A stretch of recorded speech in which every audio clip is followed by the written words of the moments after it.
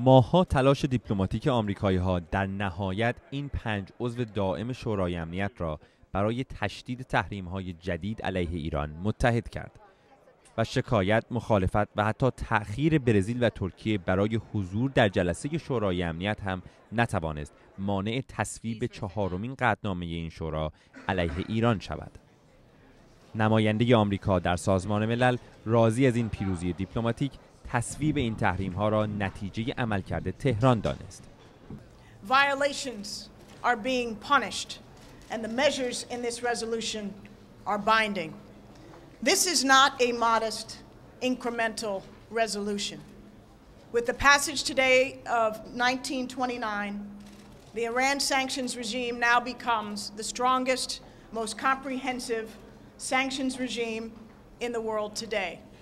از او پرسیدم آیا تصویب این قطعنامه پایانی بر سیاست دولت اوباما برای گفتگوی مستقیم با ایران نیست؟ Is the engagement over, Ambassador? No, the engagement is not over. As you heard in the ministerial statement read by Ambassador Lau Grant on behalf of the ministers of the P5+1, this is a dual-track policy.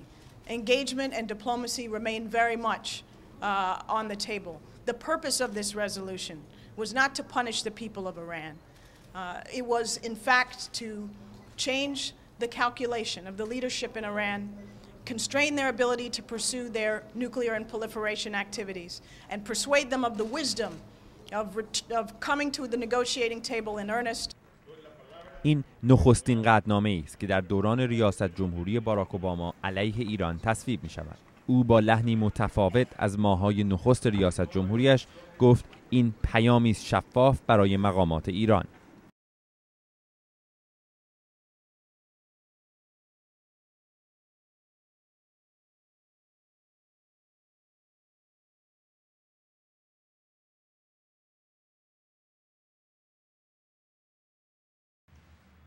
با وجود تأکید مقامات آمریکا بر باز بودن راه گفتگو و مذاکره، این پیروزی دیپلماتیک به قیمت ضربه‌ای سخت به سیاست گفتگوی مستقیم به دست آمده است. ضربه‌ای که تشبیه هراس‌آور نماینده برزیل به نماد آن تبدیل شد.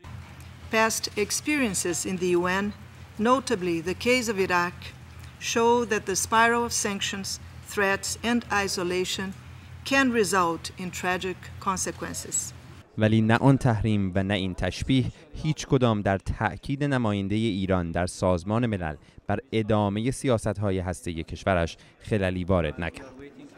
پس از یک روز پرماجرا در سازمان ملل، واقعیتی که بیش از هر چیز خودنمایی می‌کرد، تفره رفتن دیپلمات‌های کشورهای عضو دائم شورای امنیت از پاسخ به این پرسش کلیدی بود که اگر این تحریم‌ها مانند تحریم‌های گذشته در تغییر رفتار ایران مؤثر واقع نشه، چه خواهند کرد؟